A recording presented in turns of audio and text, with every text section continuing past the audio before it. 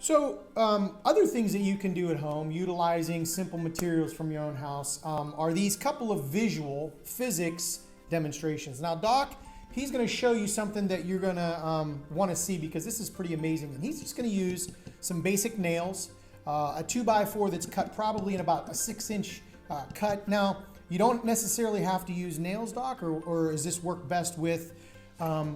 nails with heads. Nails with heads. Okay, so obviously if you have some nails with heads out there, they work the best. Now, if you don't have these, it's your challenge to find something that looks just like this nail, okay? So he's gonna do a visual physics demonstration with just those two materials. And I'm gonna use, now you guys remember, oh wow, in that wonderful facility in that museum, we have these Kappa blocks upstairs. And I like to do this as a visual experience for the young people because when I'm finished here, hopefully you're sitting in your living room and you're going, oh wow, look what Doc did. Oh wow, look what Mr. Ralf did. And these are very simple things that you can use. I'm just using simple Kappa blocks, okay? This can be done with any thin piece of wood or something similar that looks just like this, all right? All right, Doc, go ahead, take it away, see what you got. All right, so the challenge here, Mr. Ralph gave me, he said, I got 15 nails, 16 if you count the one here, and he says, can you balance these nails on this nail? And I said, oh, that'll be no problem. I'll just put it right up. Oh, well, maybe it is a little bit of a problem. I think my mistake on that one was when I held the nails, more of the heads were on this side than were on that side. So let me count them, 2, 4, 5, and get them right. 2, 4, 4. Wait, there's 15. I'm never going to get it even, am I? You could break one in half. I'm going to have to think of a different way of doing this, clearly.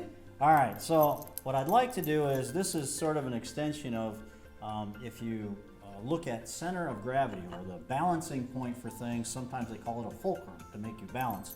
So I'm going to try to balance these. Now they're not a solid object, so that's different. I mean, each is solid, but the whole mess of them is not a solid object. So I think I'll try to be a little bit smarter about how I do this. If I lay one nail down and I start alternately placing nails, so the head of this nail is on this side, the head of that nail is on, the heads are on each, are alternating sides of the bottom nail. So they can sit real nicely on the bottom nail. Let me get these done. I want an equal number on each side. I think I've got enough to have 6 on each side. And children, if you live in a home, and this is maybe where you want to ask mom or dad or grandma, grandpa, aunt or uncle what age the house that you're living in is, because normally houses that were built in the 30s or 40s were made by some carpenter, or probably maybe grandpa helped out, but they use these nails in the wall. So if you really don't have these nails lying around the house, you could probably search for the studs in your wall and just take these right out of those studs. Now, if you every other stud, take a few out, you should be fine. That shouldn't jeopardize the structure, the integrity of the house, right, Doc? Yeah, it's sort of like having half the nails on this side and half on that side. You need half the nails left in the house to keep it up, and the other half to do the experiment. So now what I'm doing is, I don't know how well you can see it, but I'm laying one last nail across those heads. So if I pick up this bottom nail, now the nails will all fall off. What I'm trying to do is set it up so this top nail catches the edge of each head, and if I pick it up together, the heads will get caught on the top nail, and I'll be able to pick them all up in one big group, I hope, if I do it carefully. Looks kind of like Mr. Ralph's rib cage, kind of skinny and sticking out like that when he doesn't eat enough. Yeah. He's on a diet, I think, or something over there. I haven't been allowed. That's why I to couldn't eat squeeze the Cartesian diver enough. But anyway, you can see that it's possible to put the head of the nail that's in the block in the center of this entire bunch of nails and still balance the nails in both dimensions. So the center of gravity is somewhere on the top of the head of the bottom nail. It's a little bit wide, so it doesn't give you the exact point, but it does give you a general idea of where the nails can balance. So what was the uncle with the $100? Uncle Ephus. Okay, Uncle Ephus, you should tell him to try to balance this, and when he says it can't be done, then you show him that you could do it this way, and you get the $100 again from Uncle Ephus. Yeah, and I think I'm hoping that maybe you enjoy Uncle Ephus's presence, because obviously if you're challenging him and you're stealing his $100, he may not stick around very much longer, and you may not receive a wonderful gift for your birthday or Christmas there. So let me see if I can do one more row here. Now, if you notice, You know, Doc, you were talking about, oh, You got greedy. yeah, I did. We're gonna have to take another take there, right? Wonderful physics, visual experiences, and obviously, you know, I have challenges with my son as who can build these quicker.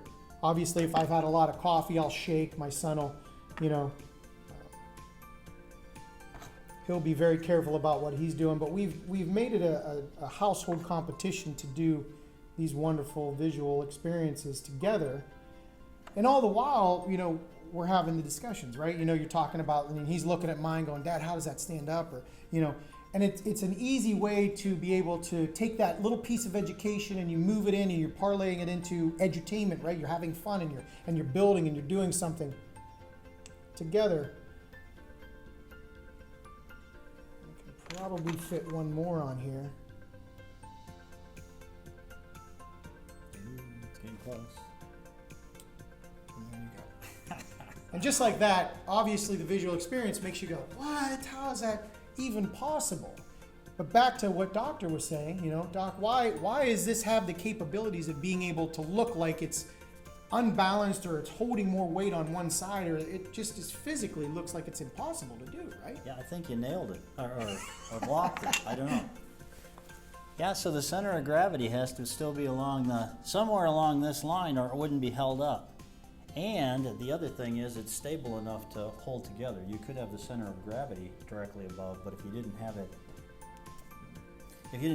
like pieced together, each piece could fall off. Like if I just put one on each end, it could still be centered here, but it'll flip off. Right, So right. it also depends on the construction too. So if a child were to say, hey, and normally this is what happens, this is where that curiosity or that oh wow moment happens, they say, well, what happens if I added another block? Could I add more blocks to this now? Well, I don't know. You know, maybe we should try, right? I bet you could do the vertical one. I bet. You can't do the horizontal. So here we go. My uncle Doctor here, my uncle Dr. Greg Sturrus is betting me, you know, that I shouldn't be able to put, he's betting me to put an additional one right here. That one will work, but the one going this way won't. I don't know, Doc. This is leaning. Oh, okay. Maybe not. What if? Oh yeah. There you go. That's gonna go that way though. Yeah. You know, folks, try it home, modify, change things up, work with what you got, and see what you can do. And these visual experiences will make your child and your family go, oh wow, right, Doc? Oh wow. Oh wow.